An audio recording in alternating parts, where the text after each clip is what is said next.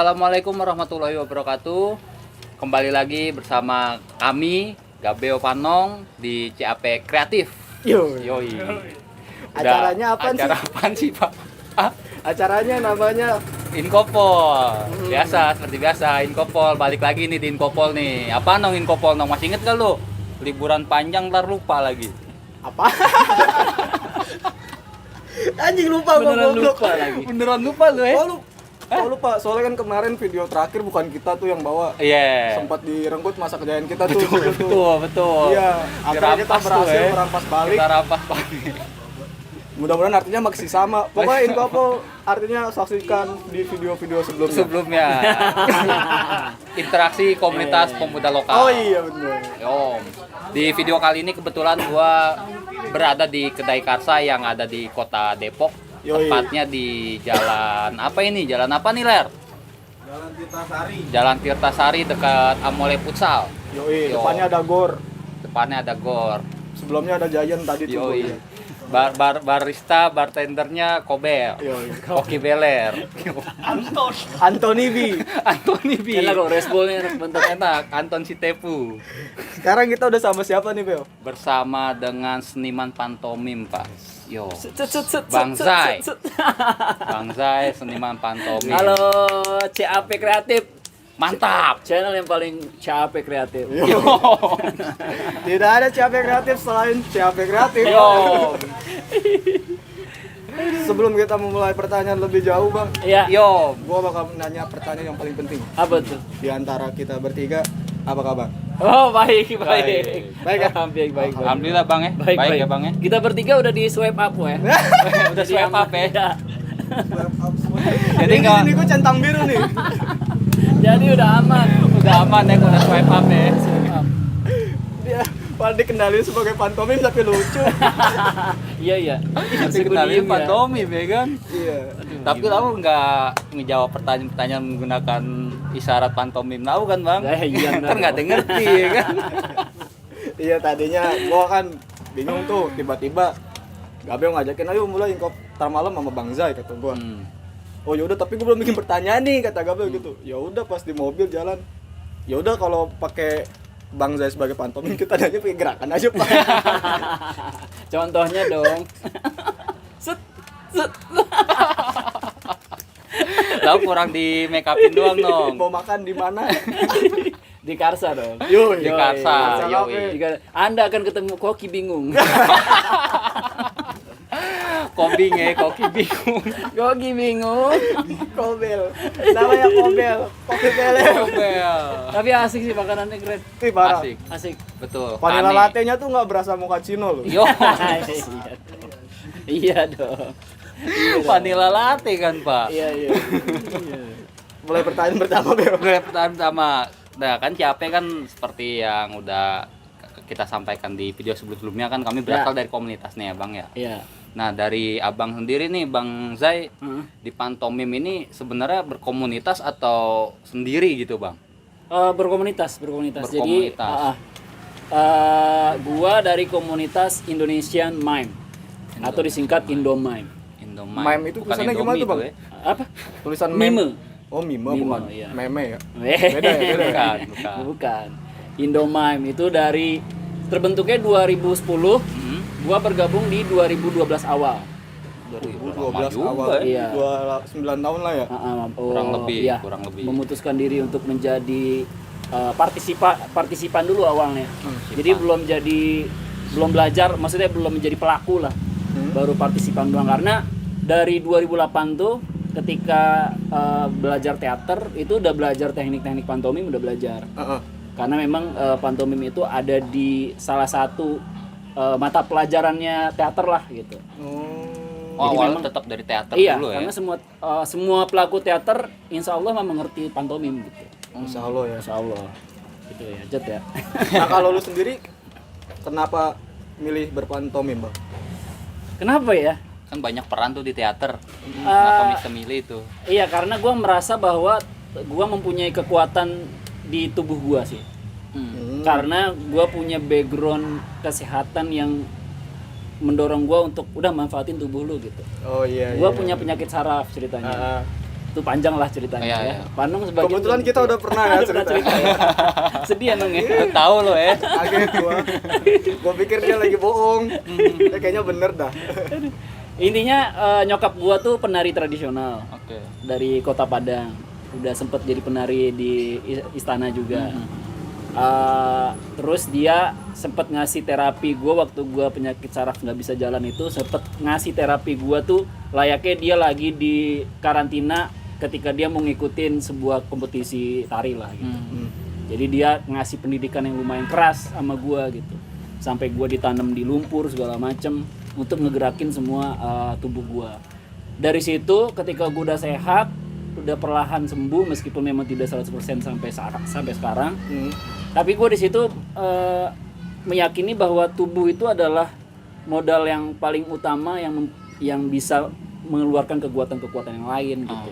Jadi menurut gua kekuatan paling asli adalah tubuh gitu.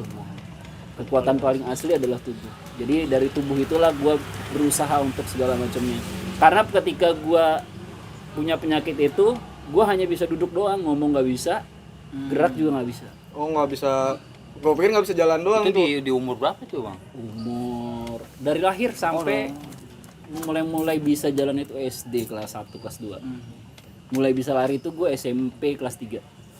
Wih, panjang juga ya. Iya. Panjang Pak, prosesnya. ceritanya waktu itu sampai jam 2, dari jam 2 sampai hampir mau subuh. Ya gitu sih. Jadi dari situ gue memahami bahwa sebobrok apapun tubuh lu, ketika lu menanamkan itu dengan sukacita yang baik, tubuh akan merespon itu gitu. Tubuh akan merespon itu dengan semaksimal yang dia punya gitu.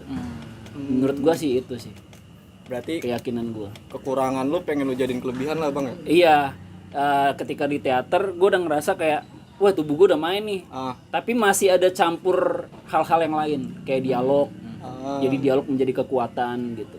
Terus tektokan, tektokannya, chit-chatnya menjadi kekuatan gitu. Ketika gue ngelihat sisi pantomim, ketika gue belajar pantomim di teater, gue ngerasa kayak, wah ini nih yang bisa menjadi tunggal. Lu menjadi diri lu sendiri di dalam tubuh pantomim itu sendiri gitu. Karena memang kebanyakan pantomim dimainkan secara tunggal. Meskipun ada beberapa juga genre yang menuntut pemain itu bermain kolektif gitu. Cuma kembali lagi tubuh si seorang pantomim adalah aktor dalam sebuah pantomim adalah ada di tubuhnya masing-masing. Pantomim dibilangnya aktor juga, Bang? Aktor pantomim. Sabi. Nah, kalau lu sendiri dari segitu banyak kayak genre pantomim, mungkin ada ya, gua nggak tahu Iya. ya. Apa, Bang, genre apa yang lu peranin? Jadi ada beberapa nih, ini kayaknya harus ditegasin dari awal. Boleh. Jadi ada beberapa pemahaman yang berbeda-beda, sama kayak di hal-hal yang lain lah. Pasti ada. Ada banyak perbedaan. Ketika orang bicara pantomim, orang pasti berpikir bahwa pantomim adalah komedi. Betul. Pantomim sempat adalah menganggap kayak genre gitu. dari komedi. Sebenarnya komedi adalah salah satu genre dari pantomim. Oh, terbalik. Terbalik gitu. Karena pantomim itu udah dari zaman dulu banget. Bahkan Aristoteles pun yang kita sering Ya. baca-baca di di SMA segala macam, seorang filsuf, itu dia pernah bikin catatan soal pantomim. Saking lamanya pantomim itu gitu. Itu kalau di kancah dunia, kalau di kancah kita sendiri pun di Indonesia itu jauh banget. Dari zaman sebelum kerajaan pun sudah ada. Udah ada. Dia berasal dari relief, terus berasal dari tari-tari segala macam. Terus ada satu hal nih perbedaannya. Ada yang bilang mime dengan pantomime itu beda. Mime dan pantomim. Pantomime. Pantomime.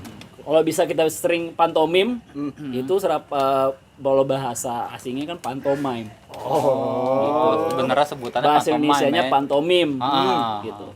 Nah di dunia pantomim sendiri ternyata mime dan pantomime itu beda, gitu. Dari segi apa tuh perbedaannya tuh, Bang? Kalau pantomime itu kan karena ada kata panto di situ. Panto itu dari bahasa dari bahasa Yunani berarti semuanya, sekaligus semuanya gitu. Jadi pantomime itu adalah meniru segalanya. Baik itu aktor-aktor yang lain, baik itu benda, segala macam. Jadi dia bermain tunggal, dia bisa switch karakter sesuka dia. Oh. tanpa harus mikirin in frame-nya gimana, out frame-nya gimana, Iya. tanpa harus mikirin kostum, tanpa harus ganti segala macem, dia mainin semuanya tuh, mainin satu dalam tubuhnya tuh semuanya gitu. Pantomime. Itu namanya pantomime. Kalau mime itu dia berdiri sendiri sebagai aktor yang disepakati dari awal. Gitu. Jadi bisa bermain kolektif, bisa bermain tunggal, tapi dia ya toh dia doang sendiri gitu. Yang lainnya imajiner. Berarti mime itu udah kayak udah berkarakter aja gitu, Bang? Iya. Kalau mime itu lebih larinya mungkin kalau kita bisa lihat dari perjalanan pantomim jatuhnya ke pantomim klasik. Kalau yang mime itu ya. Tapi secara sistem pelaksanaannya sama aja. Sama aja. Sama aja gitu. Nah, kalau lu sendiri memilih untuk yang mime atau pantomime? Sebenarnya itu tergantung kepada konteks repertoar yang dimainin sih, konteks tulisan yang dimainin sebenarnya. Karena di Indonesia sendiri masih sedikit banget yang akhirnya mengklasterkan gua mime deh, gua pantomim jarang. Ada beberapa sih yang sudah seperti itu gitu. Tapi akhirnya mereka memilih tergantung repertoar yang dimainin, tergantung naskah yang dimainin gitu. Kalau naskahnya berdiri sendiri dan dia memainkan banyak hal, ya dia disebut pantomime. Gitu. Nah, Kalau gua lebih seringnya ke pantomime sih kalau gua di dunia pantomim sendiri. Ya, tapi kalau gua udah masuk ke dunia pertunjukan secara luas, kayak misalkan diiringin musik atau diiringin yang lain, Iya. lebih ke mime. Lebih ke mime. Berarti di dua-duanya lu bisa masuk tuh? Bisa. Dan gua sebenarnya lebih nyaman untuk saat ini sampai saat ini ya. Nyaman itu bukan berarti yang satu nggak nyaman, Ya. artinya kita punya keleluasaan energi di mime itu sendiri. Di mime itu lu. Iya. Yang pernah kalau yang pernah gue lihat kan lu sama Spartu nih. Sama Spartu. Itu ya. mime jatuhnya, Bang. Mime. Iya kan? Iya, tapi ada beberapa juga sih yang gua switch karakter gitu. Tergantung kebutuhan sih. keren. Nah itu kenapa dia identiknya nggak berbicara ya bang ya, dan selalu dirias seperti badut gitu misal, itu memang Emang udah ciri khas atau diciptain ya gimana dari sih, dulu atau begitu memang awalnya? atau ada hal-hal lain yang mengharuskan seperti itu? Iya, kalau secara teknis memang zaman dulu itu kan pantomim itu membesar di dunia, di panggung-panggung teater. Gitu. Makanya kalau orang-orang teater juga pasti tahu gitu bahwa teater itu pada zaman dulunya itu bukan teater yang sekarang teater gitu. Teater itu adalah nama gedung pertunjukan.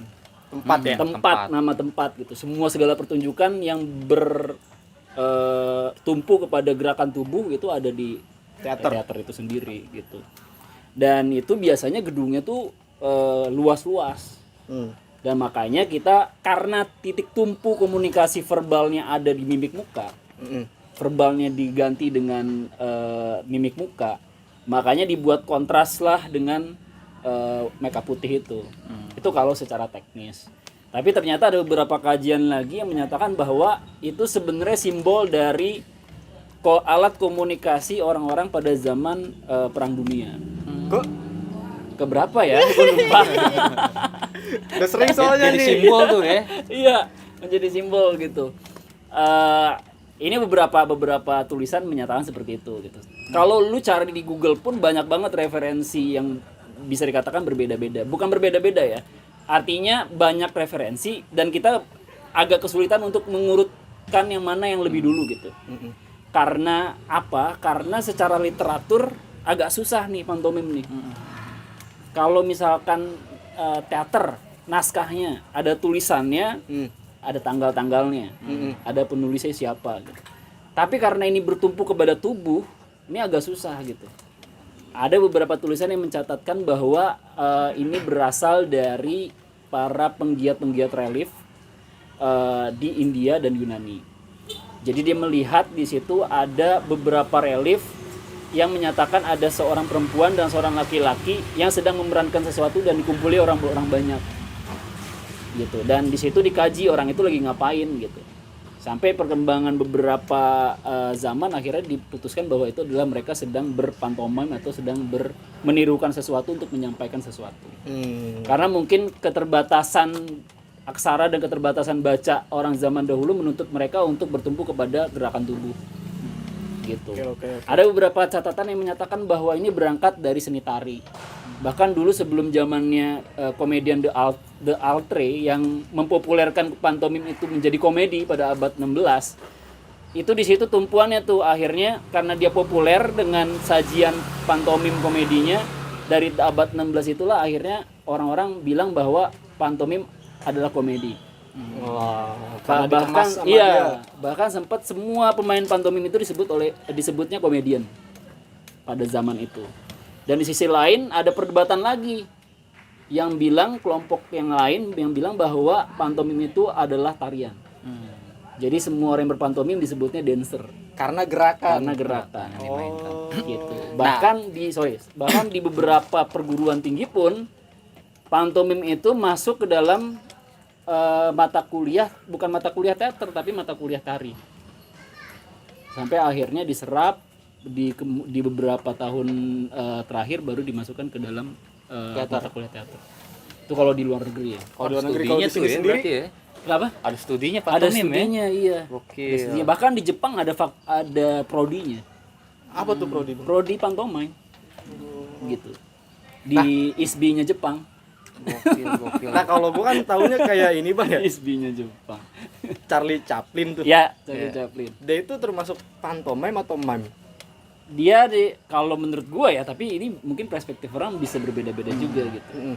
Kalau menurut gua dia adalah seorang aktor. Aktor. Kalau disebut dalam sebuah konteks silent movie-nya itu dia ya mime gitu karena menirukan sesuatu untuk menjadi tumpuan alat komunikasi dia.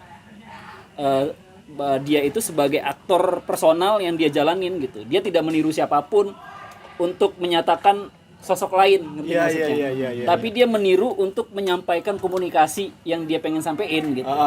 Dia tetap dia gitu. Dia tetap dia gitu. Ketika dia meniru orang pun bukan dia sebagai orang itu, tapi dia menyampaikan bahwa lu lihat nggak orang yang tadi segini yang badannya segini gitu. Tapi untuk menyampaikan sosok lain yang pengen dia ceritain itu mungkin bisa disebut mime gitu. Nah kalau eranya si Charlie Chaplin ini setelah atau sebelum pantomime itu dianggap komedian bang? Yang tadi lu Wah ceritain. itu jauh banget sih. Jauh banget sebelum Ya, berarti. sebelum berarti. iya. Itu pencetus pertama kali pelaku pantomime tuh siapa tuh, Bang? Itu agak susah ditelusuri kalau itu. Kalau sesuai yang gua pelajari ya, tapi mungkin ada beberapa teman-teman juga yang nonton dari beberapa daerah mungkin punya kajian atau referensi yang berbeda, itu mungkin bisa jadi. Dan ini menjadi salah satu gua sebagai pembelajar pantomim yang menjadi kesulitannya adalah mencari referensi yang beruntun gitu. Karena kembali lagi bahwa pencatatan literasi pantomim itu masih kurang menurut gua. Karena pantomim itu adalah tubuh. Tari adalah kesenian yang berangkat memanfaatkan tubuh.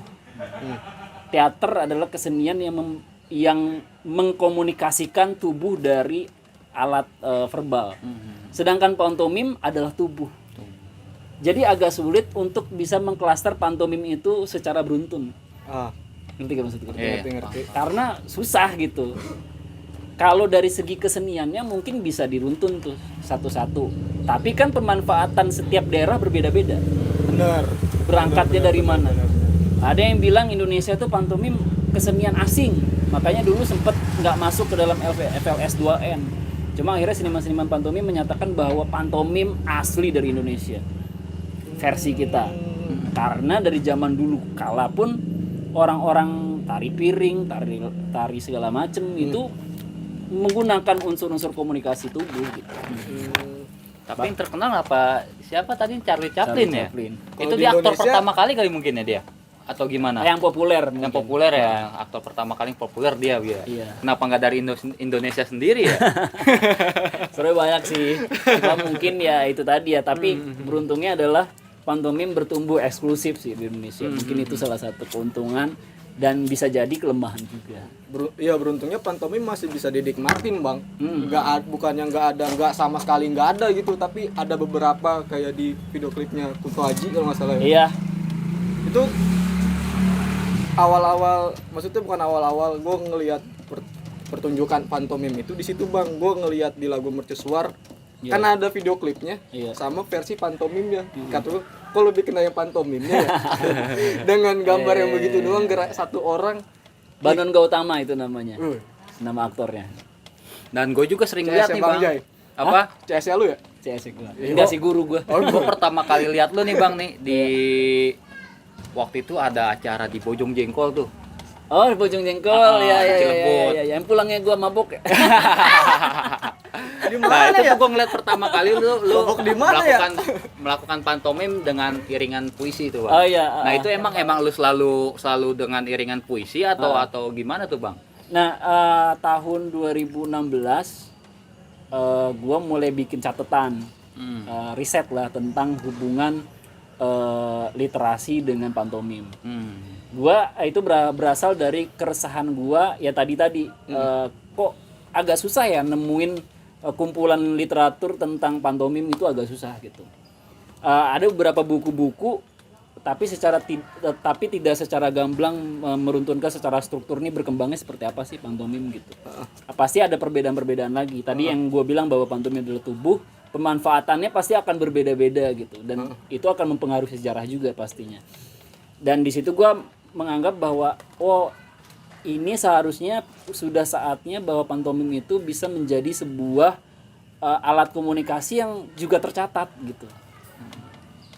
Itu yang maksudnya. Komunikasi yang tercatat. Yang tercatat. Banyak gerakan-gerakan pantomim yang secara konkret mungkin semua orang perspektifnya akan berbeda-beda. Bener. Ya kan? Itu menjadi keindahan ketika di sebuah pertunjukan. Tapi akan menjadi sebuah kekurangan ketika itu sudah mulai dicatat. Iya. Makanya di sebuah pembelajaran pantomim kita udah beberapa guru udah menekankan untuk lu harus belajar mulai nulis repertoire sendiri, nulis nomor-nomor sendiri. Kalau dalam pertunjukan pantomim disebutnya nomor. Nomor itu kalau dalam stand up comedian mungkin bisa dibilang beat gitu. Oke. Satu rangkaian cerita itu disebutnya nomor. Gitu. Jadi dan gue di situ mengkaji bahwa di tulisan gue bikin tulisan tentang bahwa seharusnya seorang seniman pantomim itu harus lebih detail dibandingkan seniman-seniman yang lainnya. Gitu. Karena kita nulis, kalau penulis dia duduk di sana. Oke, dia duduk di sana. Kita bisa diterangkan bahwa dia itu siapa dari dia di paragraf sebelumnya mungkin. Tapi kalau di pantomim itu kita harus menjelaskan dari ketika dia nongol pun kita harus bisa menjelaskan dia itu siapa. Duduk seorang anak muda sama duduk orang tua pun beda-beda. Iya. Dari duduk orang tua pun umurnya berapa tuanya gitu. Dan apa yang dia sedang rasain. Orang tua laki atau perempuan. Beda juga gitu.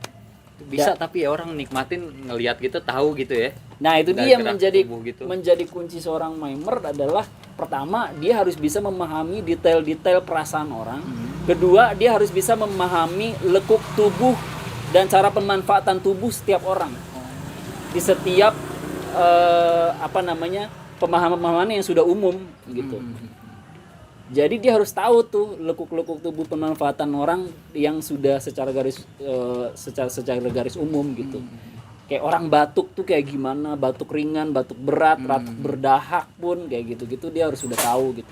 Kayak minum pun botolnya segede apa sih gitu, sepanjang apa gitu. Yang isinya diminum apa, yang diminum apa, rasanya apa gitu. Oh itu dipelajarin Dipelajari gitu. Nah, kekuatan salah satu selain memahami adalah menulis.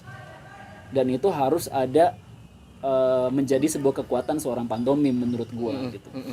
Karena pertama dari segi pemanfaatan akademisi. Untuk next bahwa ada visualnya tapi ada teksnya juga. Untuk orang bisa memahami kemudian hari. Karena zaman pasti berkembang, lekuk tubuh tidak akan berubah tapi pemanfaatan tubuh akan berubah. Betul. Bisa aja sekarang orang duduk tua begini. Ya. Tapi mungkin besok tuanya duduk tapi terbang misalkan. Kita nggak tahu gitu. Ternyata tahun berapa kalau semakin tua semakin terbang, orang kita nggak tahu ya. Siapa tahu perkembangan zaman ya. ya. Di tahun 2045 ya. Ada awan kinton di Indonesia. Anjing. Nah, Tiba-tiba ke situ. supaya bisa itu tetap make sense lah ibarat kata orang itu mah ya Bang ya. Orang Inggris mah gitu. Harus tetap dikawal dengan teksnya gitu. Bukan berarti pantomim tidak kuat secara penampilan gitu. Heeh. Itu sudah sangat cukup kuat, tapi teks itu akan mengawal arti secara luas dan proses secara luas untuk bisa dipelajari oleh pembelajar-pembelajar pantomim berikutnya. Gitu. Nah, si teksnya ini Bang, sorry dah. Si teksnya ini nanti lu kasih tahu ke cuman pelaku yang akan belajar sama lu kan, bukan ke si penikmat yang udah lu tampilin itu. Tergantung kebutuhan juga, tapi jarang banget sih kalau misalkan saat pertunjukan terus dibagiin teks. Ya, jarang, tapi ada beberapa juga kan pertunjukan ada yang untuk memang dinikmati, pertunjukan untuk sebuah kajian, atau memang pertunjukan untuk presentasi karya untuk sebuah karya yang lebih gede berikutnya gitu. Tergantung si penampil itu untuk apa gitu. Soalnya kalau menurutku kayak akan menjadi kekurangan gitu. Iya, loh. betul. Ya kan, jadi ekspektasi yang nonton kan, wah keren nih ceritanya begini Betul. gini walaupun Iya, beda benar, sama benar, teks. benar. Ntar pas dia tahu teksnya, anjing ternyata salah, gue Iya, mikirnya kayak gitu. Kan betul. sayang ya. Kayak yang lo tadi bilang kekurangan pantomim yang dibarengin puisi itu. Mm-mm. Nah, kaitannya dengan pertanyaan Bang Kabel. Abel Erik. tadi tentang puisi ya. Ah. Gua jelaskan dari awal gua nulis tentang keterhubungan pantomim dengan Puisi. Kekuatan verbal. Oke. Gua mulai mengkajinya dari kekuatan verbal itu. Bahwa sebenarnya orang yang jago pantomim dia pasti akan menjadi pencerita yang paling epik menurut gua. Karena dia tahu bukan hanya dari segi penglihatan, bukan dari hanya segi teks yang dihafal, tapi dia tahu dari segi perasaan seluruhnya. Bahkan dari cara dia berdiri pun, dari cara dia natap mata pun, dia sudah menceritakan banyak hal. Nah, untuk merangkum banyak hal itu dia perlu perlu penguasaan perasaan yang cukup luas. Dan dari mana itu bisa terjadi? Dari cara dia berkomunikasi sebelum dia manggung.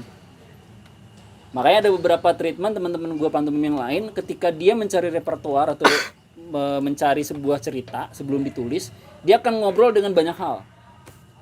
Dia akan keliling naik beca seharian untuk mengamati orang-orang yang pengen dia bahas gitu. Oke. Bagaimana cara duduknya, bagaimana cara perasaan ininya, bagaimana dia cara menangis gitu. Karena yang kita pengen sampein itu bukan hanya dia menangis kayak di sinetron misalkan, dia nggak ngomong berarti dia nangisnya dalam. Enggak, yang kita pengen sampein adalah ketika kita menangis kita membicarakan sesuatu yang dia tangkap gitu. Ada pesan lah Ada intinya. pesan. Nah, dari situlah ujung-ujungnya gua memahami bahwa puisilah yang bisa menjembatani perasaan itu. Puisi Sebagai yang proses pembentukan karakter keduanya. Karakter keduanya. Iya. Nah, kalau untuk menurut gua. anjing gue mau nanya, udah dari kepala nih tapi susah nih dikeluarin. Iya. Skip nih. Muntahin dong. Ini kameramen ini udah mulai ngantuk. Ngerokok dulu, Bang. Ngerokok dulu. Menurut lu nih Bang, pantomime nih, pelaku pantomime sedikit beruntung gak sih kayak yang untuk apa sih tadi tuh yang udah ikut sama puisi-puisi itu, yang gabung sama puisi gerakannya itu, sama pantomim yang bener-bener butuh akan puisi, itu bakal jadi kesusahan sendiri gak sih buat dia? Enggak juga. Karena kembali lagi puisi itu berguna karena pada umumnya pantomim berdiri sendiri sebagai tubuh. Cuma tubuh ini akan bergerak dan bisa menyesuaikan apapun sebenarnya kalau pantomim. Makanya pantomim mau di acara apapun harus bisa sebenarnya. Karena pantomim adalah tubuh yang dimanapun sebenarnya harus bisa gitu.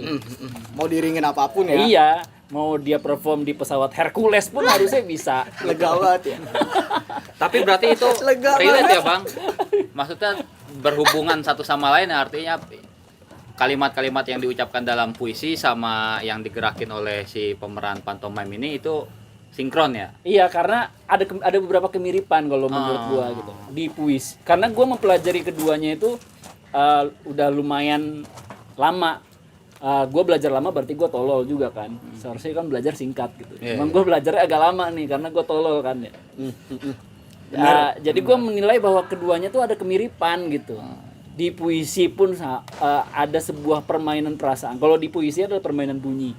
Gimana lu bisa membentuk bunyi-bunyi yang sesuai dengan perasaan lu. betul. Bagaimana lu menyempitkan makna yang tadinya 2 paragraf jadi 2 bait doang.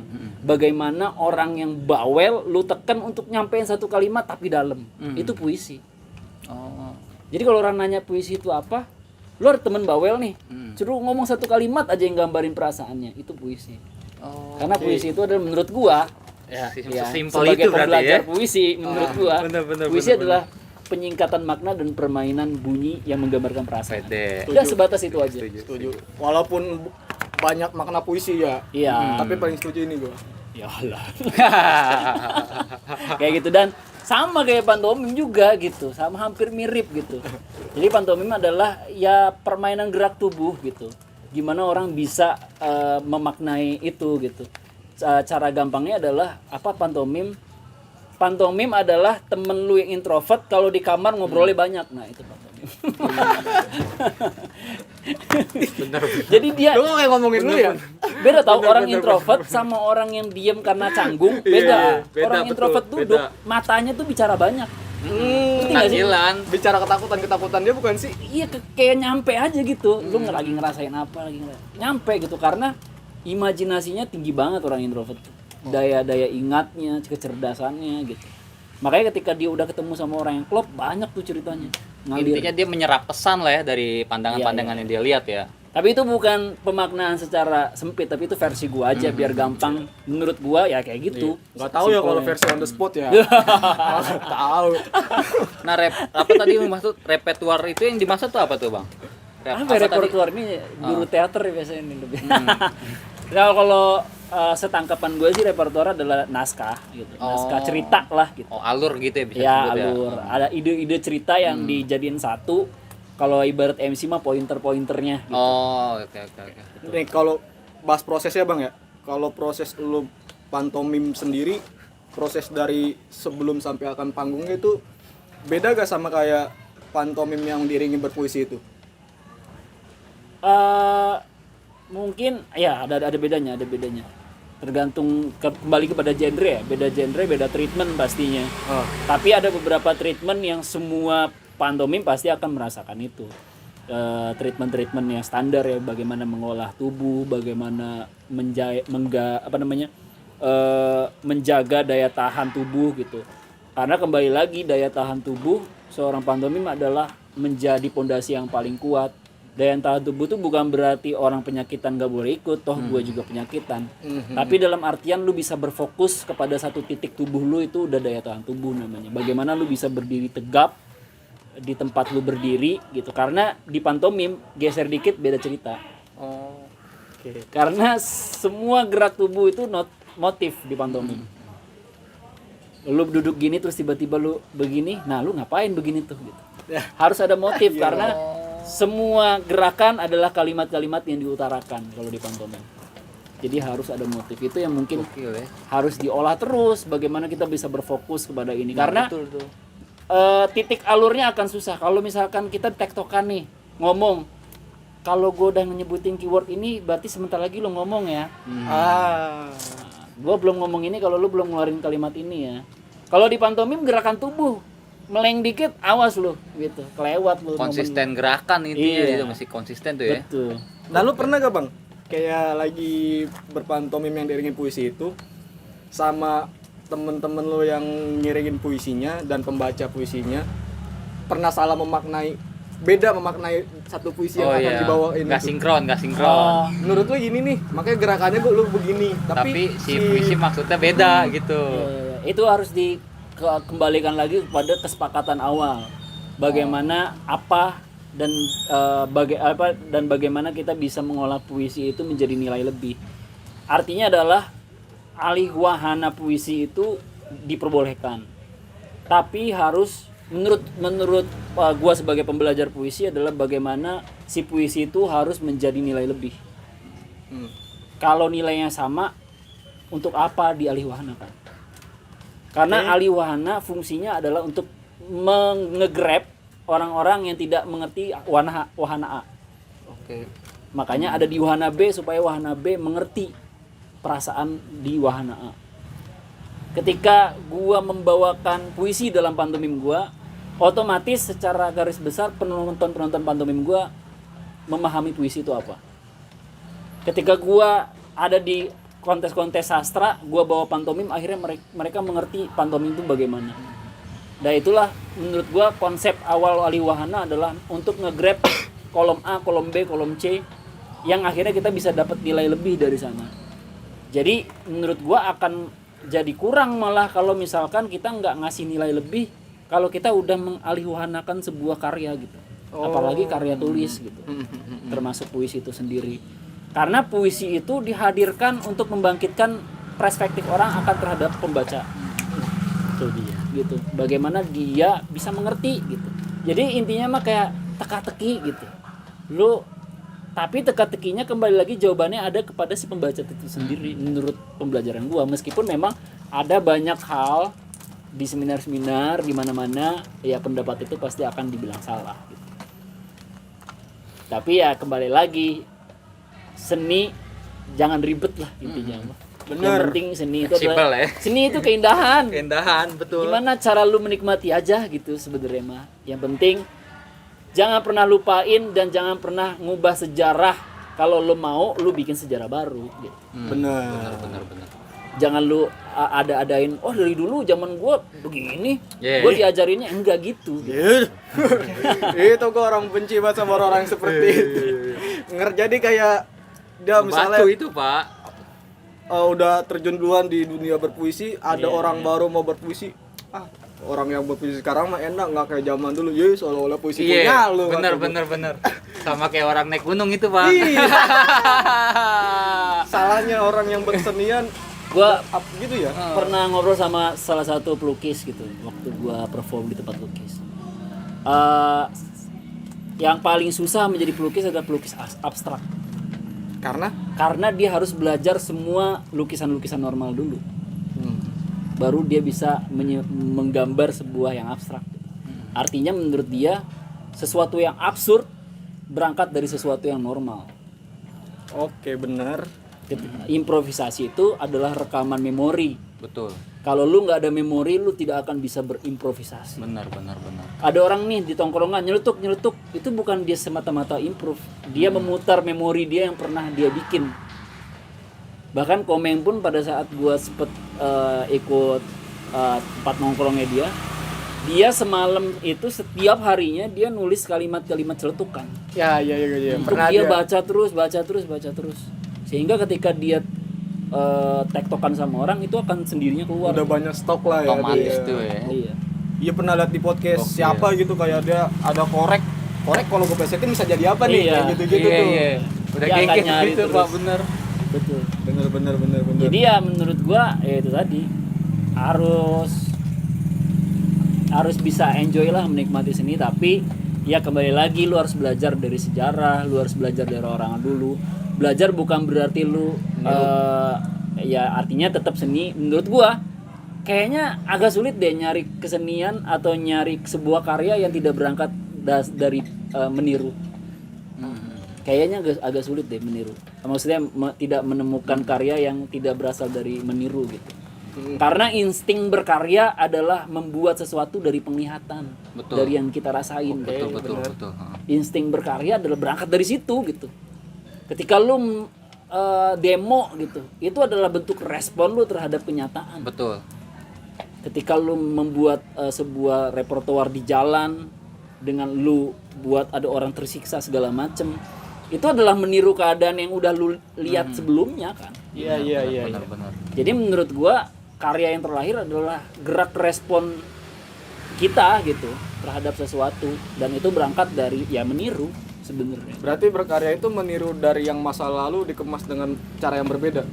Bisa jadi seperti itu dan dengan modal pemikiran orang yang berbeda-beda tentunya. Iya. Jadi sebenarnya yang bernilai dari seorang seniman adalah bagaimana cara dia berpikir. Sama soulnya sih. Iya. Dari Kalau diri menurut gua si sih iya. penciptanya itu pasti akan beda. Betul. Jadi menurut gua ya sah-sah aja, asalkan memang ya jangan sampai menjiplak juga ya, kalau itu beda Plak-plak banget aja sih. gitu ya. Meniru artinya Kacau ya. bukan meniru, bukan gimana, agak susah nih. Iya. Maksudnya meniru adalah tiru itu adalah maksudnya gerak respon ketika lu ingin membuat sebuah karya gitu. Ketika Zodi membuat panggung teater dengan begini-gini, anjing keren nih. Gua akan coba nih. Lebih keren. Akhirnya proses kreatifnya membentuk hal yang berbeda. Betul. Gitu. Mencontoh bukan sih? Mencontoh, iya. Bukan menjiplak ya. Berarti kalau emang ngejiplak itu mah andanya aja yang tolol ya. Dibuat agak tipis-tipis ngilu itu. Meniru, menjiplak, menyadur tuh agak tipis-tipis ngilu. Karena semuanya bisa dikatakan boleh, tapi bolehnya yang kayak gimana dulu nih, itu yang agak susah. Intinya buat kita yang muda-muda mah menurut gua jangan takut lah sama hal-hal yang kayak gitu. Karena itu akan menjadi pagar-pagar yang akhirnya bikin kita bingung padahal mah kita juga belum kemana-mana gitu. Tidak ada hal yang kita pertaruhkan gitu. Maksudnya ngerti gak sih? Iya. Gak ada yang apa sih yang lu pengen Gak ada kompetisi lah ya, gitu. bukan kompetisi. Jadi kadang juga orang-orang yang sudah belajar duluan yang akhirnya membuat kita takut sih sebenarnya. Iya, benar. Lu harus belajar ini dulu, lu harus enggak gitu. Semua orang punya zaman yang masing-masing gitu. bener. Punya cara Semua orang masing-masing. punya caranya masing-masing. Iya bener. Beda suhu, beda kualitas. Ngerti gak sih? Betul. Ketika lu ada sebuah microwave gitu, lu 10, 20, 30 itu beda suhu, beda kualitas matangnya. Artinya apalagi beda zaman, men gitu. Bener. Beda. Tapi tetap kita harus belajar dari mereka. Iya. Cuma mereka juga mungkin harus belajar bagaimana sih nyentuh orang-orang pada zaman sekarang. Betul. Supaya keduanya tuh nyambung gitu. Kayak pernah gue lihat iniannya di YouTube ya. Karena gue lebih berminat ke puisi. Vario Asik, lewat. boleh dong satu bait. Gue pernah ngeliat YouTube Joko Pinurbo bang, kelas puisinya dia tuh. Kayak dulu saya tuh, nih si Joko Pinurbonya ya, bilang mau nulis puisi tuh saya harus semedi di gunung atau di laut biar dapet imajinasi katanya. Tapi setelah 2 malam saya pulang dari sana nggak dapat apa-apa tadi. Ternyata setelah kesini kata dia, puisi itu soal rasa, apa yang dirasain kata dia. Percuma lu mesti semedi kemana-mana kalau yang nggak ada lu rasain, yang nggak ada yang lu rasain mah, yang nggak bakal jadi apa-apa gitu. Iya, bener juga betul, ya. Bener. Soal dulu gua sempet begitu bang, kayak ih di pantai enak nih buat dipakai mikir nulis ini itu, tapi kiraan gua lagi ke pantai sama temen-temen Enak enggak, buat main, enak Brats. buat berenang doang. Buat main orang lu nggak ada. Ya mungkin dari hasil renang lu yang lu rasain yang akan jadi karya lu nanti dalam puisi. Iya. Makanya menurut gua proses kreatif yang paling menyenangkan adalah mengenal diri sendiri sih. Karena hal yang paling menakutkan adalah ketika lu udah banyak belajar hal, lu udah nyaman di suatu hal, tapi ternyata itu bukan diri lu. Betul. Karena seni kembali lagi adalah kesenian adalah kejujuran, kepercayaan gitu. Kayak Hairil Anwar juga pernah bilang kan, semua bisa berubah tapi kepercayaan harus diperjuangkan gitu. Artinya semua selera akan berubah, semua pasar akan berubah. Betul. Tapi kepercayaan tuh nggak akan pernah berubah. Jadi berdirilah pada diri sendiri gitu. Nah memang kadang gini sih bang, ya ini mah dari gue pribadi ya. Sumpama kayak gue ya belajar banyak hal. Tahulah beberapa hal di luaran sana. Ketika gue disuruh menceritakan diri gue sendiri aja, gue kadang suka, iya diri gue siapa ya? Iya. Apa yang bisa gue ceritakan dari diri gue? Kadang gue suka masih bingung kayak gitu tuh. Ya tapi tetap pada usia tertentu pada sebuah kegiatan atau proses seni tetap harus ada beberapa titik di mana harus dipertanggungjawabkan. Kayak misalkan kita kan hidup ini ada usia-usianya, begitu juga di dunia kesenian juga ada usianya. Lu harus tahu nih di kesenian ini gue udah berapa sih umur gue gitu. Apakah sudah balik kah? Apa masih anak-anak yang dosanya masih ditanggung sama guru kesenian lo mungkin kalau lo salah gitu kan. Kalau di sekolah ya. Iya. Tapi ada di mana masa-masa ketika lu udah berbelas-belas tahun, berpuluh-puluh tahun gitu. Ya harus ada merasa bahwa ini harus dipertanggungjawabkan loh gitu. Harus ada bentuk-bentuk itu karena kesenian tanpa rasa tanggung jawab itu kayaknya akan sangat susah sekali gitu menurut gue. Kosong ya, Bang. Iya, harus ada pertanggungjawaban untuk bisa mengupgrade perasaan-perasaan itu lagi gitu. Menurut gue. Gue penasaran nih, Bang. Balik lagi ke tadi. Kalau lu pribadi nih, gue penasaran. Supir dong gue. Kalau lu bertiga nih. Ayo lo, kalau gue ngomong lu sendiri, Kalau gue lu pribadi bertiga. gue supir dong. Kalau menurut lo, Iya nih. lebih Gimana. lebih susah berpantomim sendiri atau yang Kolaborasi. berkolaborasi dengan puisi itu atau dengan yang lain-lainnya? Sama-sama susah sih. Sama-sama susah. Nggak ada yang Pantomim itu mudah susah loh. Iya. Menurut gua sebuah pertunjukan yang paling simple, yes bisa dibilang pantomim paling simple gitu. Karena ya paling hemat juga gitu. Karena kita hanya butuh ya ruang kosong yang sesuai dengan yang kita mau gitu. Maksudnya sangat minim lah, minim benda, minim setting mungkin gitu. Tapi ya kembali lagi pantomim adalah yang paling susah menurut gua karena pantomim adalah tubuh. Bagaimana kita menggerakkan tubuh itu sendiri. Karena itu akan menjadi sebuah pemaknaan, penilaian seseorang gitu. Apalagi ketika komedi, menurut gua ketika ada orang yang menyepelekan bahwa pantomim masa komedi mulu atau pantomim komedi itu nggak lucu. Hey, wahai orang-orang gitu, bahwa komedi pantomim itu akan lebih sulit gitu. Sulit banget gitu. Gua memang nggak bergerak di genre itu di pantomim. Iya. Meskipun memang gua penulis komedi juga kalau di dunia kepenulisan gitu, Iya. kalau di dunia panggungnya lain gitu. Tapi di pantomim gue nggak ngambil genre itu karena menurut gue anjing susah ya ternyata. Gue pernah nyobain setahun nggak kena.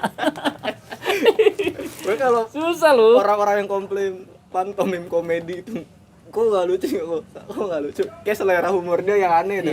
Iya, maksudnya lu ngomong aja ngebom men, apalagi lu gerak doang. Itu susah sih. Sekarang kalau pantomim komedi itu nggak lucu, OPJ nggak ada jatuh-jatuh styrofoam gua rasa. Nggak lucu, ngapain jatuh-jatuh Pak? Tanpa ngomong, ya. Jadi kalau orang bilang stand up comedy komedian cerdas, menurut gua ada yang lebih cerdas lagi. Ya komedian pantomim itu menurut gua lebih cerdas. Karena apa? Karena dia nulis. Ini ketemu ini, tabrakannya ini ketemu ini, tabrakan ini. Tapi ketika manggung, tulisan itu direnggut, dilempar ke belakang, dia maju, tubuh dia doang gitu. Gimana nggak susah gitu. Gimana cara lu nge-grab orang gitu. Nge-grab perhatian orang aja tuh susah, apalagi sampai dia harus merhatiin sampai kena ke punchline, itu kan akan menjadi susah banget. Apalagi dia main sendirian gitu kan. Ngegiring beat premisnya itu Iya. ya buat sampai ke punchline-nya. Kan banyak orang bilang komedian pantomim itu mah lu begini dikit orang ketawa. Tapi kan nggak segampang itu. Ikuti prosesnya aja dulu biar lo tahu gitu. Tapi pertanyaan apa sih? Nah, Kayak kemana-mana. Penemu kapal selam pertama. Iya. Pertanyaan kalau di era sekarang ya Bang ya. Gue suka kemana-mana tahu. Di era sekarang ini Seru, nih soalnya. lebih ke arah era milenial digital gitu ya. Seru. Untuk ketertarikan orang belajar pantomim itu sebesar apa sih Bang untuk sekarang ini Bang? Oh, kalau sekarang mungkin gua rasa udah cukup lumayan besar gitu. Ketika gue belajar awal-awal itu 2010 itu gue udah mulai belajar, tapi gue belum berani terjun sebagai pelaku tuh belum. Jadi gue belajar dulu, terus jadi partisipan dulu. Jadi ketika partisipan tuh kerjanya gampang, ada acara ngumpul, ada talk show nongkrong nonton gitu. Tapi bukan pantomimer, bukan pelaku gitu, datang gitu doang. Sangat-sangat ini banget sih, sangat-sangat beda banget sama sekarang. Pertama, yang mungkin bisa jadi salah satu motornya adalah sudah masuk ke dalam gerakan festival pelajar resmi dari pemerintah, dari mulai SD sampai nanti rencananya untuk kedepannya akan dimasukkan juga ke FLS 2M mahasiswa gitu, akan dimasukkan juga gitu. Dan itu udah menjadi motor karena menurut gua semua pergerakan kesenian itu akan lebih mudah ketika orang tuanya tuh lebih tahu duluan. Sekarang banyak seniman-seniman yang mentok itu karena orang tua nggak restu kan biasanya. Betul.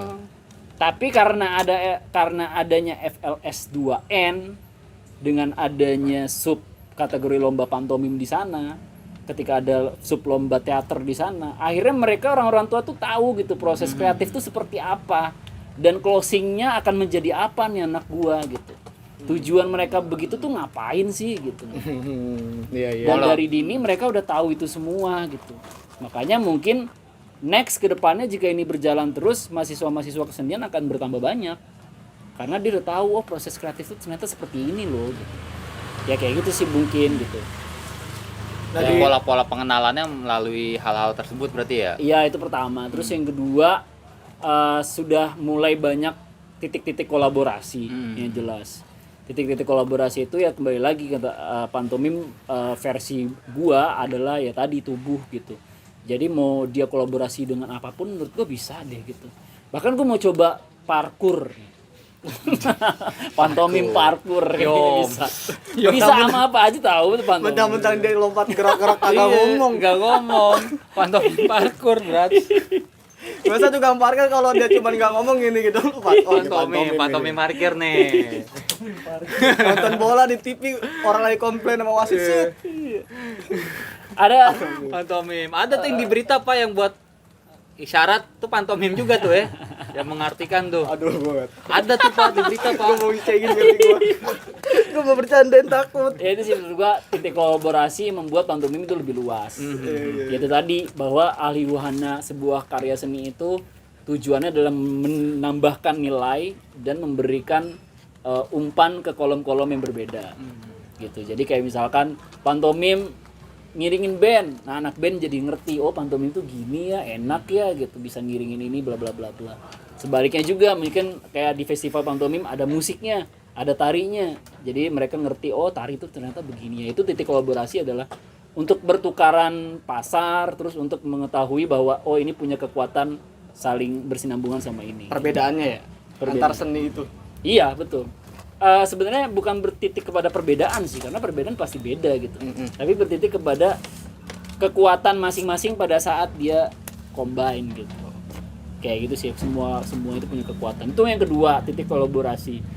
Terus yang ketiga adalah titik digital nih. Menurut gua, pantomim semakin berkembang ketika Instagram udah mulai muncul.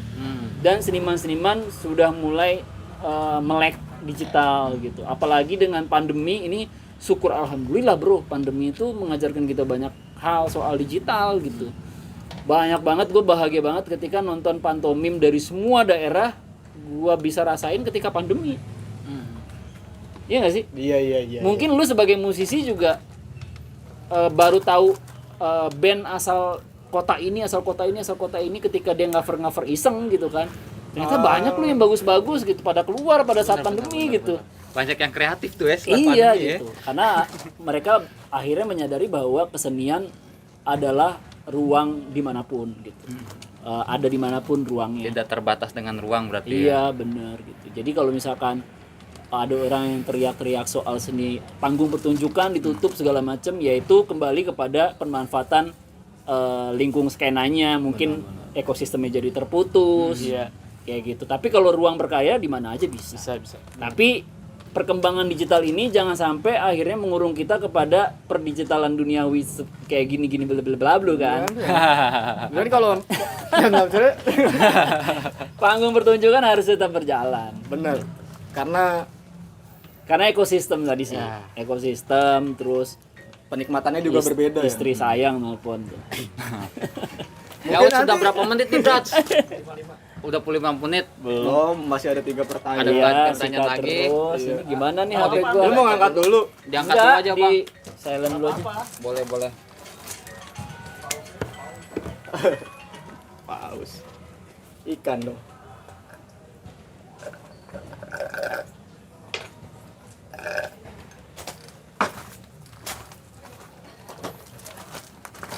Kalau nyala lagi angkat ya. Ya, gitu. Jadi penemu kapal selam pertama itu dia ya bang ya. Nah, gue mau nanya lagi dari sekian banyak kesenian lu yang lu jalanin, pantomim ini termasuk yang pertama yang lebih dulu lu jalanin atau ada yang sebelumnya? Pertama banget nulis sih, pertama banget mah. Nulis dari SMP udah nulis gitu. Karena dengan beberapa kelemahan yang tadi gua sempat ceritain itu akhirnya gua menuntut gua untuk nulis gitu. Karena menurut gua kayaknya yang paling mudah untuk orang bisa pahami tanpa melihat fisik tubuh adalah menulis gitu. Mungkin pada akhirnya gua bisa memahami bahwa ternyata sekuat apapun tulisan, orang pasti akan balik lagi ke diri lu gitu, akan tetap nyari diri lu gitu, siapa sih ini yang nulis gitu. Jadi sosok itu akan harus tetap hidup gitu. Jadi menurut gue tetap kembalinya adalah kekuatan personal orang itu, kekuatan tubuh orang itu yang pastinya akan keluar lagi gitu. Jadi menurut gue sih nulis dulu. Nulis dulu baru pantomim. Nulis terus ke teater awalnya. Teater Sebagai pelajar. lighting atau Enggak dong, sebagai dengkul sutradara. Seksi ribet. Dengkul sutradara. Tuh kan, angkat Wan. lagi syuting. Lagi jauhan Wan. Gitu terus. Iya. Lu mau nanya, Bel? Lau, giliran lau, Brat. iya. Pertanyaan giliran lau. Kita kan capek deh. Yo, capek deh. Capek tuh deh. dari itu kan komunitas, Bang ya. Kalau lu sendiri udah pernah ikut komunitas apa aja, Bang? Oh, ini udah bukan pantomim ya. Di luar pantomim. Di luar pantomim. Kita mau Apa ya? Banyak sih. Yang paling absurd gue pernah bikin dan pernah gabung juga komunitas pejalan kaki. Dulu gue pernah bikin. Zaman Yoi. SMA. Serius. Iya beneran. Motivasi lu apa tuh? Demi ada. Motivasi lu apa? Orang bisa di- jalan kaki. Di IG gua atau di IG yang di Facebook dulu ya. Member kita nih belakangnya harus kasih nama si pejalan kaki. Aja. Jadi Facebook gua dulu namanya Zai _ si pejalan kaki. Gitu. Jadi kalau kita kopdar kita jalan kaki. Hari ini kita mau jalan-jalan kemana ya? Jauh-jauh. Wih gila. Jauh-jauh. Dan kolaborasinya sama kegiatan sosial, kegiatan seni. Pasti. Tapi ngobrol, pas Tetep di jalannya beriringan gitu berarti. ngobrol kan? Iya. Keren diem mana ya. Aneh. Nah, buat lu arti komunitas sendiri apa tuh, Bang? Selama lu berkomunitas kan pasti banyak nih. Sampai lu bikin definisi komunitas pejalan kaki. Iya. Itu seru tahu, itu bakal jadi itu banget tuh. Iya. Sekarang udah tahu kemana. Udah si Ada foundernya udah jadi grup motor. berarti si pengendara Mio. Udah jadi komunitas motor. Udah nggak Dari jalan itu ada kaki peningkatan lagi. artinya, Bang. Dari jalan kaki sekarang berkendara. Iya, kakinya ditarik dealer gitu. Jadi Jai _ si pengendara Mio. Iya gitu. Bangke. Komunitas menurut gua adalah apa ya? Komunitas itu menurut gua adalah rumah sih. Kalau Rumah. menurut gua rumah simpelnya itu. Tempat lu tidur, tempat lu makan, tempat lu berkembang, tempat lu marah-marah, tempat lu nangis gitu. Kalau menurut gua komunitas adalah rumah. Komunitas itu bukan ruko gimana lu bisa usaha gitu. Jadi jangan pernah lu bawa duit kabur uang sablon misalkan. Tapi kan banyak, Bang. Yang nyari peluang usaha duit sablon. dalam komunitas kan banyak kayak gitu. Iya banyak, tapi kalau misalkan keluarannya bagus atau sistemnya bagus nggak jadi masalah. Kayak misalnya komunitas terus dia bikin produknya gitu, tapi ya harus dipisahin kamarnya gitu. Harus dibikin kayak misalkan ya komunitas rumah nih. Kalau ada yang bisa jualan, ya udah di depan rumah kita bikinin ruko deh, jualan. Kalau misalkan ngomongin bisnis, kedepanan dikit ya di ruko gitu. Kalau ngomongin rumah ya di dalam lagi kita ngomong gitu. Jadi mungkin konsep konsep gampangnya kayak gitu sih. Ada caranya lah gitu. Iya, misalnya ada attitude-nya lah. Kita harus bisa bedain gitu. Komunitas itu rumah gitu, tempat lu marah-marah, tempat lu nangis, tempat lu segala macam berproses. Tapi rumah bukan sekedar rumah ya, ada makna terdalamnya ya. Iya dong. Apa tuh? R. Rokum. Iya. Terus ngalamin gak sih rokum? Jadi sampai sekarang Sampai gua. sekarang masih Sampai rokum sekarang bahasanya. bikin Masih flyer rokum. buat ituan tuh. Bukber @rokum_let_dame. Yoi. Masih rokum, Bras. Iya, rokum. Ya komunitas nilai lebihnya menurut gua nggak semua pelaku seni itu harus berkomunitas. Maksudnya nggak semua pelaku seni itu harus ikut komunitas ini. Lu nulis harus ikut komunitas nulis, lu pantomim harus ikut komunitas pantomim. Menurut gua nggak harus. Tapi akan jadi lebih baik ketika lu bertemu dengan orang-orang lain di mana lu bisa mempelajari cara dia berproses, dia bisa mempelajari cara lu berproses. Intinya adalah ekosistem itu terbangun gitu. Jadi konsep dasar skenanya atau konsep dasar bertemannya adalah yaitu tadi, ketika lu belajar dari diri lu sendiri itu udah bagus, apalagi lu bisa belajar dari orang lain. Minimal ada yang mengkoreksi ya. Betul banget. Mengkoreksi. Mengkoreksi. Kayak gitu sih, harus ada cermin lah gitu, harus ada biar bisa tahu kita tuh udah sampai mana sih. Kayak gitu sih. Nah, goals apa Bang di berkesenian ini? Lalu gue baca dulu. Ya. Goals apa yang lu cari dari berkesenian sama apa yang udah lu dapet dari berkesenian? Gua mungkin salah satu orang yang sering disalahin sama teman-teman gua soal masalah target. Gua sudah berjanji sama diri gua sendiri bahwa dalam kesenian gua tidak mempunyai target. Karena menurut gua seni adalah sebuah kebebasan. Menurut gua seni adalah sebuah naluri yang tidak bisa diukur. Naluri itu akan bisa berkembang tergantung cuaca, tergantung waktu, tergantung keadaan. Jadi menurut gue yang bisa mengukur target itu adalah perjalanan kita. Jadi target menurut gue adalah ketika gue udah sampai sini, gue ukur lagi ke depannya, oh ternyata ini loh yang udah gue bisa jalanin gitu. Gue nggak bisa ngukur seberapa jauh gue akan melangkah. Tapi yang telah lu langkahin. Iya, mungkin bisa dibilang kayak gitu Ki.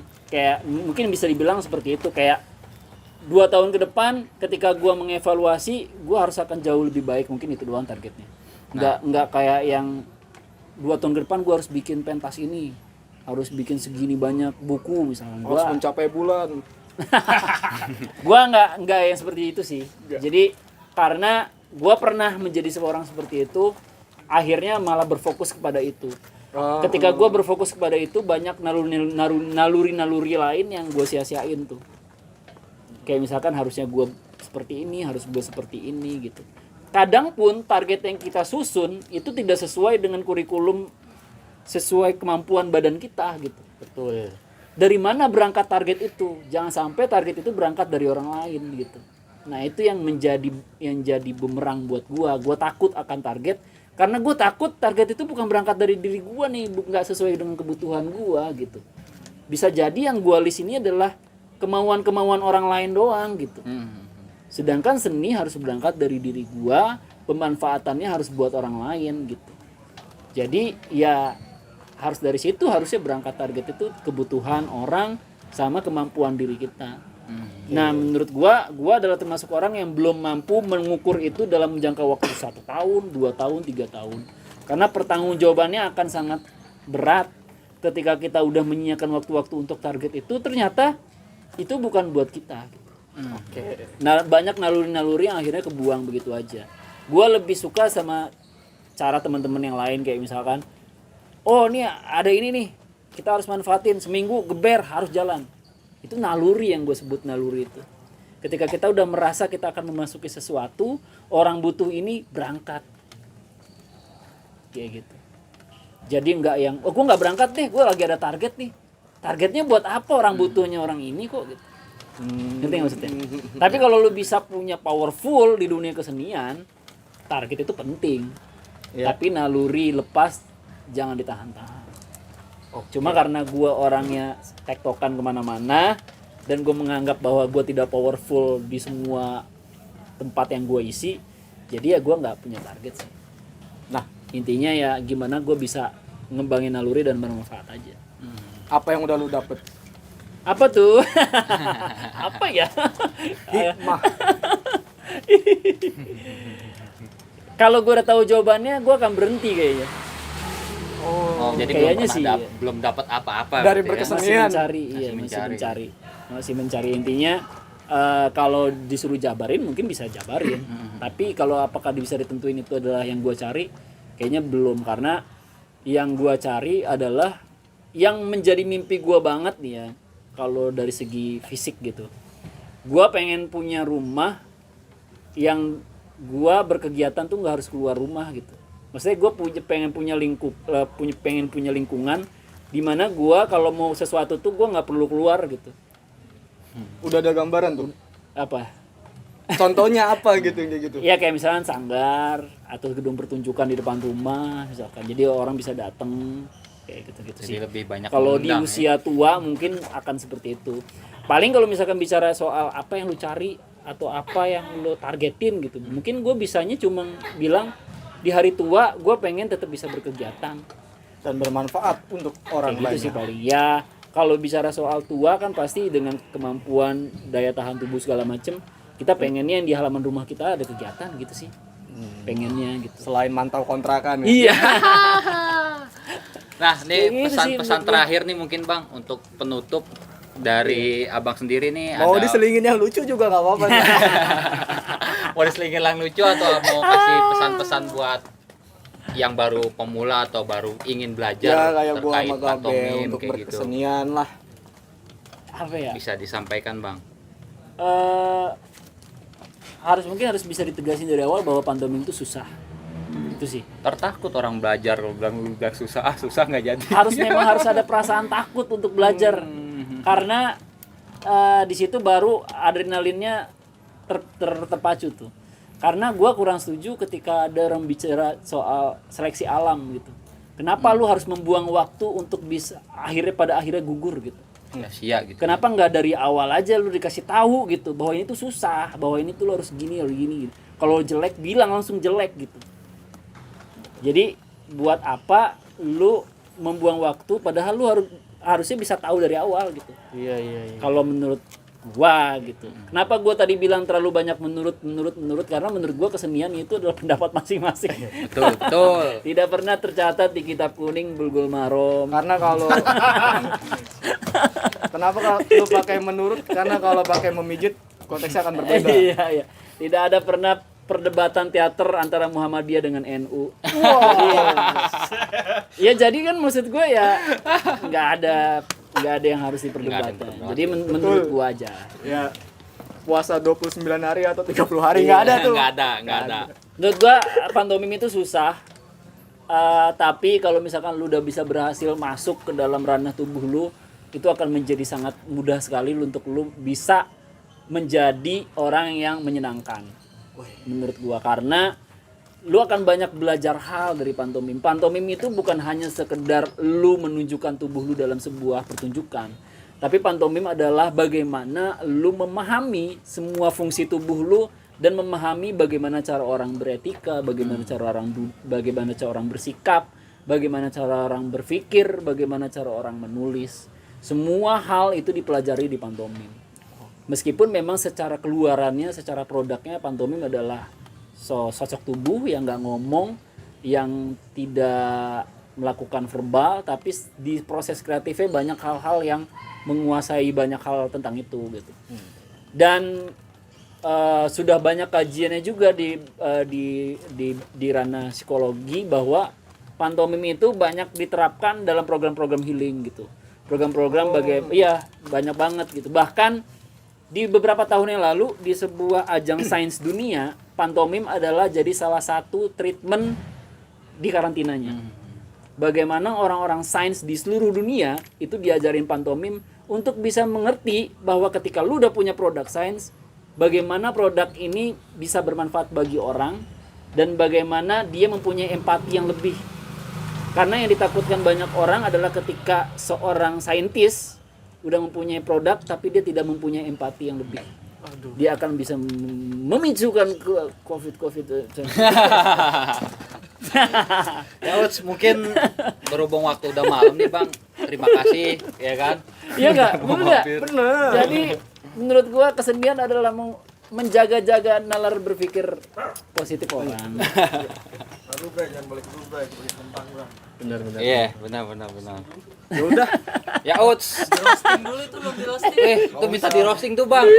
Dia minta di roasting tuh. Dasar koki tolol. Koki bingung. Kobing. Ya Uts tutup nong. Ya udah lu aja. Gua akan tutup. Tutup pakai ala-ala pantomim coba Bang. Cobalah kasih pertunjukan lah, kasih pertunjukan lah sedikit lah Bang. Sedikit lah Bang. Malu Pertunjukan lah Bang. Sedikit lah. Gua pantomim coba bisa gini, Bang. Mungkin informasinya kalau buat teman-teman yang pengen pengen tahu gitu tentang dokumentasi pantomim. Nah, itu Nah, referensi tuh Bang. Referensinya kalau di Jakarta itu ada namanya Indomime. Sebenarnya itu bersikap keseluruhan sih, tapi dia bermarkasnya di Jakarta. Itu bisa ditemuin di sosial media juga. Sosial medianya @Indomime. Nanti ada di kurung seleraku. Oh, Ada. Indomie. Dahe. Seleraku. Ya sekarang bungkusnya kosong, kagak ada apa-apa di mangkok ya. Nah, kalau misalkan di Depok itu ada namanya komunitas namanya Sanggar Ilustrasi. Sanggar Ilustrasi. Bisa ditemuin juga. Sanggar Ilustrasi. Dahe itu di bawah. Ntar. Ya, Nggak ada seleraku ya kalau itu ya. Dan banyak banget sih di Jakarta ada Standar Mime juga. Terus banyak lah. Nah kalau orang yang mau Di langsung Jogja berkonsultasi juga ada. tentang pantomim atau kesenian lainnya, kalau lu bisa tuh bang. Ditemuin ke gue bisa, nanti gue akan temuin ke yang lebih jago lagi. Yo, ke subuh Bisa gitu. Calo. Karena Jalo. ya gitu sih, 12 tahun, 15 tahun di pantomim masih terhitung baru tau. Banyak banget yang harus dipelajari. Masih ada yang lebih. Di atas langit masih ada Gatot Kaca. Yom. Yo, tetap yuk. Terima kasih Bang Jaya. Ya, terima kasih. Terima kasih Bang Jai. Ya. Udah gitu aja. Gitu aja udah.